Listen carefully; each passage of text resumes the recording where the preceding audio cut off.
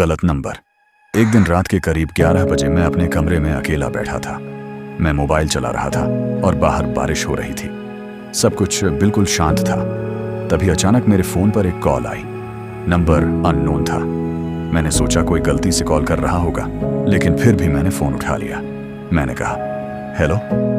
उधर से कुछ सेकंड तक कोई आवाज नहीं आई। फिर अचानक एक लड़की की आवाज आई।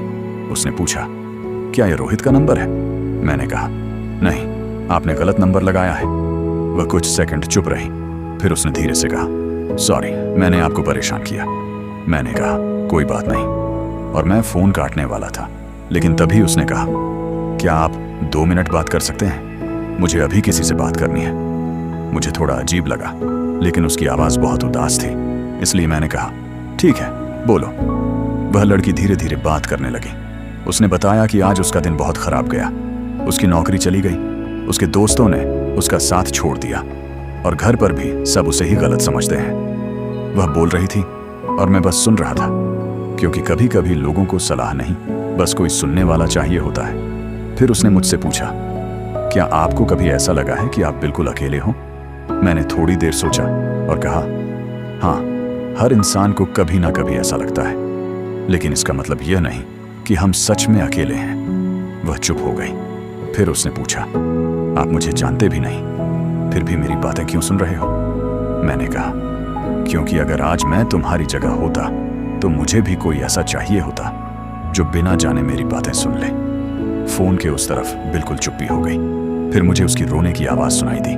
उसने कहा, आज पूरे दिन किसी ने मुझसे अच्छे से बात नहीं की, और एक आप हो जो गलत नंबर होने के बाद भी मेरी बातें सुन रहे हो। हम लगभग 1 घंटे तक बात करते रहे। हमने लाइफ, प्रॉब्लम्स, फैमिली, ड्रीम्स, सब चीजों के बारे में बात की। फिर उसने अचानक कहा, आज अगर मैंने यह गलत नंबर नहीं मिलाया होता तो शायद मैं आज बहुत बड़ा गलत कदम उठा लेती। यह सुनकर मैं पूरी तरह चुप हो गया। मुझे समझ नहीं आया क्या बोलूं। फिर मैंने बस इतना कहा, लाइफ में प्रॉब्लम हमेशा रहेगी, लेकिन इसका मतलब यह नहीं कि हम लाइफ जीना छोड़ दें, क्योंकि बुरा समय हमेशा नहीं रहता। वह धीरे से बोली, थैंक यू, आपने आज मेरी बहुत मदद की। शायद आपको पता भी नहीं आपने क्या किया। फिर उसने कहा, अब मैं सोने जा रही हूँ, कल से नई शुरुआत करूंगी। और उसने फोन काट दिया। उसके बाद उस नंबर से कभी कॉल नहीं आई। मुझे आज तक नहीं पता वह लड़की कौन थी, कहाँ रहती थी और अब कैसी है। लेकिन आज भी जब कभी मेरे फोन पर अननोन नंबर से कॉल आती है तो मैं जरूर उठाता हूँ, क्योंकि मुझे पता है कभी कभी एक छोटी सी बात, एक छोटी सी बातचीत किसी की पूरी जिंदगी बदल सकती है।